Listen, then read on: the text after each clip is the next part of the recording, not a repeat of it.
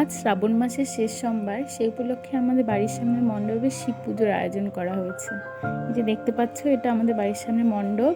এখানে প্রচুর ঠাকুর আছে। এই যে এটা আমাদের শিব মন্দির, ঠাকুর মশাই এখানে পুজো করছেন। আসলে এই মন্দিরটাকে অন্যরকম ছিল, তো নতুনভাবে করা হয়েছে। এই কিছুদিন হলো, 1 বছর হয়নি। এই যে এখানে সবাই বসে আছে, ওই যে আমার মেয়ে কাকুর কোলে বসে আছে।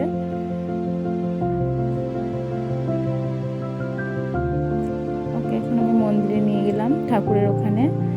ও আসলে কারো কোলে যেতে চায় না। ওকে আমি নিয়ে গেলাম, ও দাঁড়িয়ে থাকবে আমার সাথে, মানে ও আমাকে ছুঁয়ে দাঁড়িয়ে থাকবে।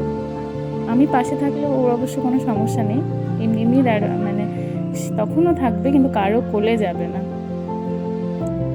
তো যাই হোক, এই যে আমি ওকে বুনুর কোলে দিলাম। ও আমার বুনুর সাথে দাঁড়িয়ে দাঁড়িয়ে এখানে ঘন্টা বাজাচ্ছিল।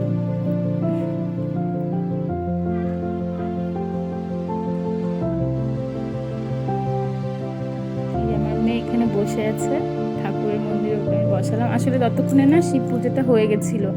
আর পুরোহিত মশাই, মানে আমাদের মণ্ডপে তো আরও অন্যান্য ঠাকুর আছে, ওই ঠাকুরগুলোকে পুজো দিতে গেছিল। তো আমি এবার মিহিকে এখানে বসিয়ে দিয়েছিলাম। যাই হোক, আজকে আমাদের ঠাকুরগুলো দেখাবো। এই যে দেখতে পাচ্ছ, এটা হচ্ছে রাধা গোবিন্দের মন্দির, পঞ্চদত্ত বলে। এই যে এটা আমাদের শিব মন্দির, আমার বোন ওখানে বসে আছে। যে এটা কালী মায়ের মন্দির, আমাদের মায়ের মন্দির। এখানে প্রত্যেক অমাবস্যায় ভোগ হয়, জানো তো, প্রচুর, মানে 1 কড়াই 2 কড়াই তো খিচুড়ি হয়ই। এই যে আমাদের এটা একটা মন্দির, এটা আমাদের মাসনা গাছ, মাসনা ঠাকুর। ওই যে গাছটা পড়ে গেছে, ওটা আমরা মাসনা গাছ বলি। এইটাও আর একটা মাসনা ঠাকুর। এই যে দেখতে পাচ্ছ, এটা একটা আমাদের পাকুর গাছ। এখানে আমাদের অরণ্য ষষ্ঠী যেটা বলে সেটা হয়, ষষ্ঠী পুজো হয়।